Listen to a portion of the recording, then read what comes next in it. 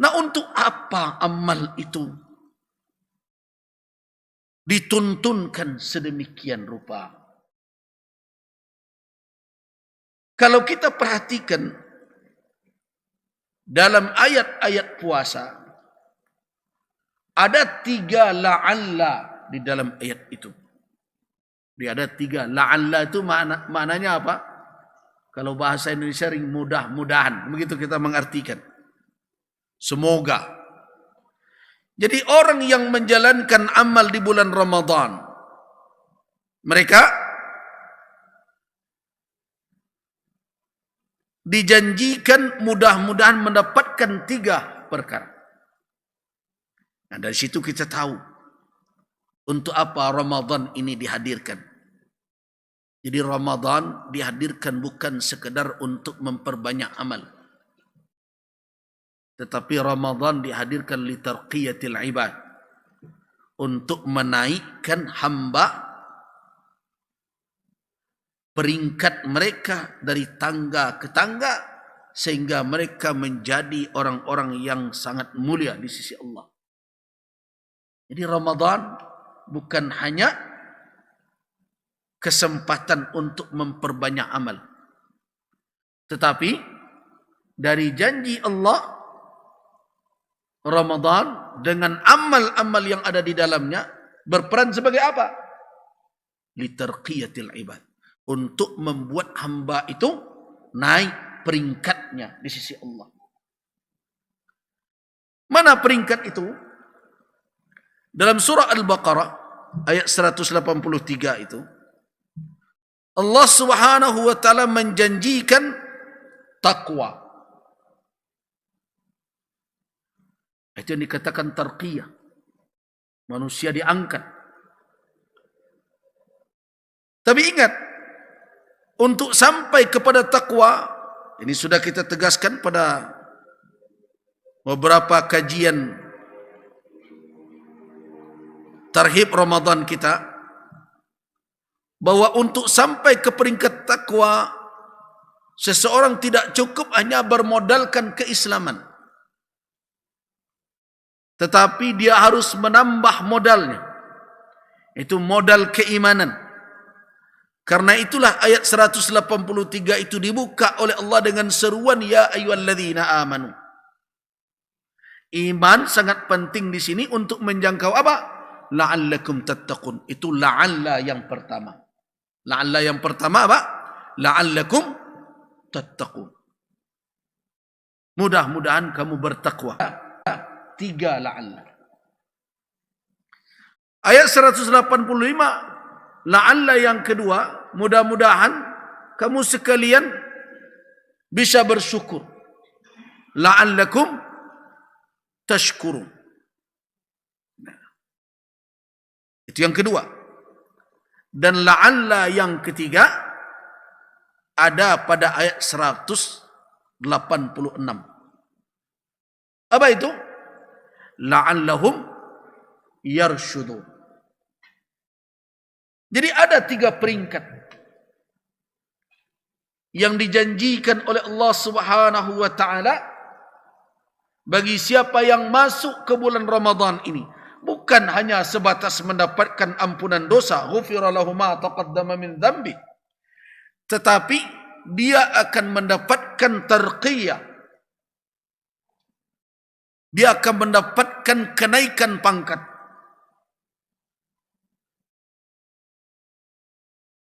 Kalau pangkat yang diberikan oleh Allah bukan pangkat sandiwara. Karena ada pula orang yang dapat pangkat tiba-tiba ya.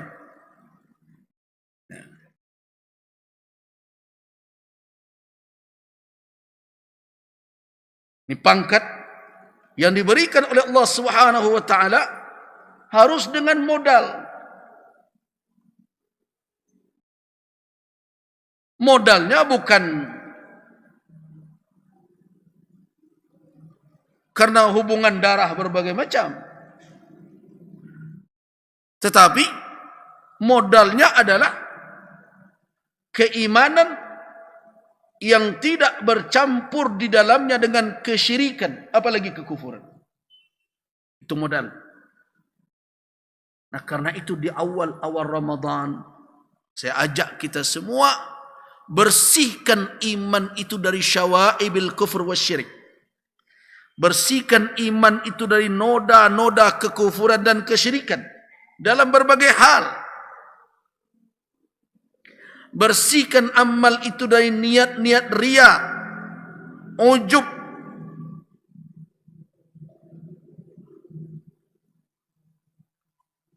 Itulah yang akan menjadi modal penting untuk mendapatkan peringkat takwa. Takwa akan melahirkan syukur. Jadi yang pertama takwa, yang kedua adalah la'allakum tashkurun. Tahu bapak-bapak dan ibu-ibu, syukur itu buah dari apa? Buah dari ketakwaan. Sebagaimana dalam firman Allah Subhanahu wa taala ayat 123 dalam surah Ali Imran terkait dengan kisah peperangan Badar. Walaqad nasarakum Allah bi Badrin wa antum adillah. Sesungguhnya Allah telah menolong kamu sekalian di Badar, sedangkan kamu ketika itu dalam keadaan hina. Jumlah sedikit, orang tidak menganggap, malah melecehkan, memandang rendah. Namun Allah tolong. Fattaqullah, maka bertakwalah kamu kepada Allah, la'allakum tashkurun. Itu makanya syukur itu buah dari takwa. Kemudian berikutnya adalah ar-rusdu. Apa makna ar-rusdu? La'allahum yarshudun. Para ulama mengatakan ar-rusdu itu ditafsirkan adalah yahtadi. Yahtadun, mereka mendapat hidayah. Tetapi kalau kita telusuri kitab tafsir seperti Al-Imam Al-Qurtubi misalnya, ar-rusdu itu dua kakinya, dua pondasinya, tiangnya. Apa yang itu?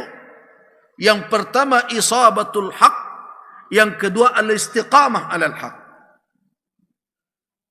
Jadi orang baru dikatakan ar-rasyid atau termasuk kelompok ar-rasyidun adalah orang yang berada di atas yang hak. Yang kedua istiqamah di atas yang hak. Itu ar-rusyd. Jadi menjadi tanda tanya besar. Orang yang penghujung Ramadan memutar kaset lama, aku masih seperti yang dulu. Aneh itu.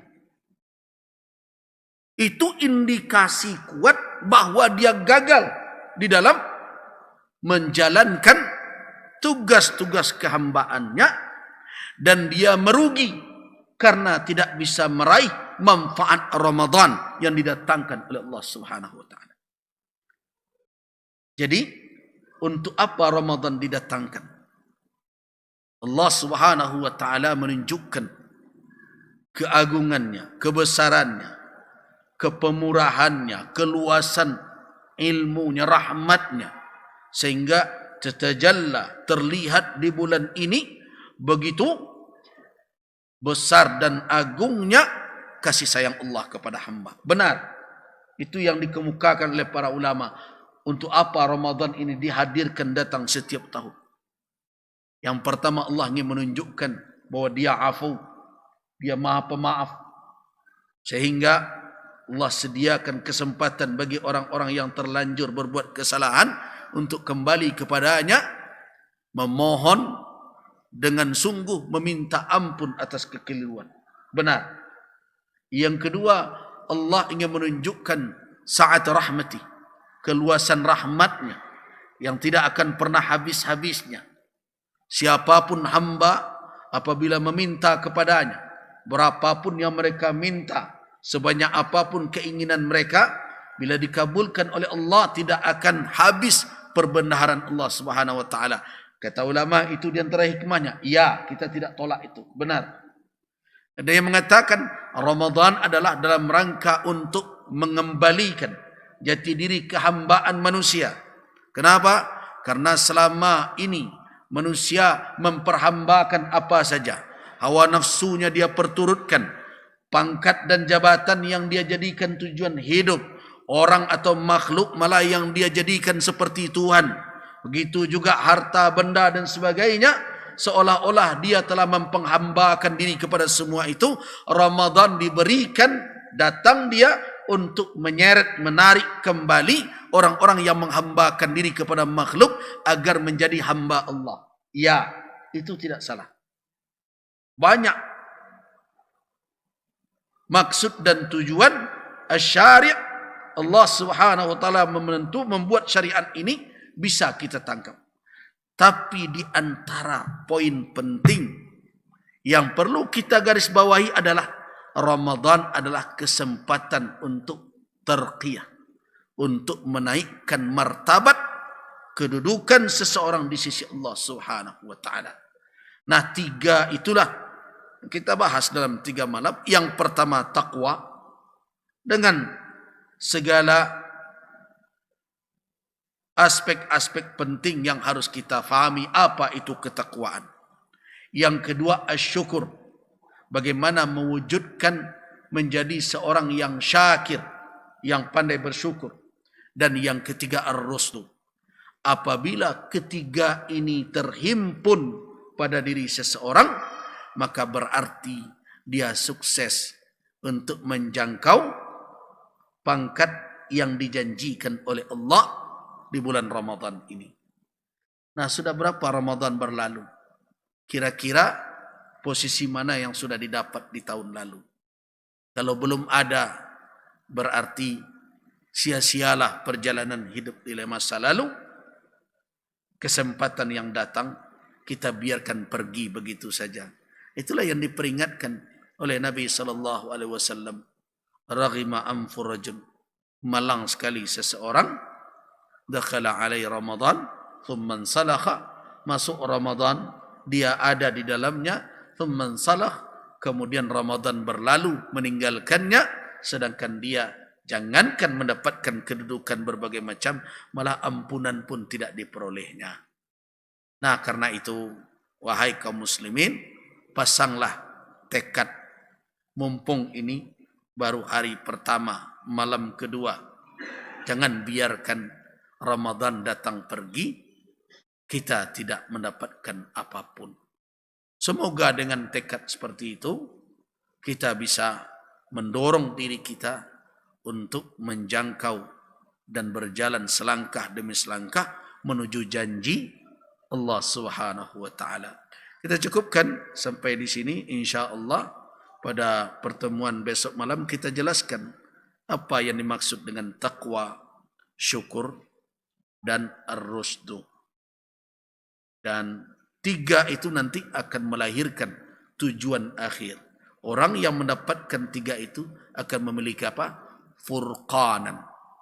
Furqan itulah buah akhir dari ketakwaan. Apa itu furqan? Kemampuan untuk menelaah, memilah dan memilih. Jadi orang yang punya furqan mampu dia menelaah. Setelah dia telaah, dia pilahkan, dia sisihkan. Ini yang tidak benar, ini yang benar, ini yang hak, ini yang batil. Itu furqan. Setelah dia pilah, dia mampu memilih. Dia ambil yang hak, dia campakkan yang batil. Itu orang yang punya furqan namanya. Tadi ada ayat dibaca oleh imam. Antaranya, tatkala Musa diberikan Alkitab wal furqan. Apa furqan? Adalah alat yang diperoleh oleh seseorang untuk menelaah, mengkaji, menganalisa, kemudian memilah hak dan batil, kemudian memilih. Hari ini itu yang hilang. Ada orang yang pandai menelaah, tapi tidak sampai kepada memilah antara hak dan batil, bercampur aduk saja, talbisul haq bil batil. Kemudian ada orang yang sampai kepada memilah, tapi tidak pandai memilih. Dia tahu yang hak, dia campakkan. Dia kenal yang batil, tapi itu yang diambilnya. Oh, tidak sedikit hari ini yang seperti itu. karena faktor-faktor dunia. Mudah-mudahan langkah kita di awal Ramadan adalah langkah muwaffaq yang diberikan taufik oleh Allah Subhanahu wa taala dan kita mendapatkan apa yang dijanjikan oleh Allah Subhanahu wa taala. Amin ya rabbal alamin.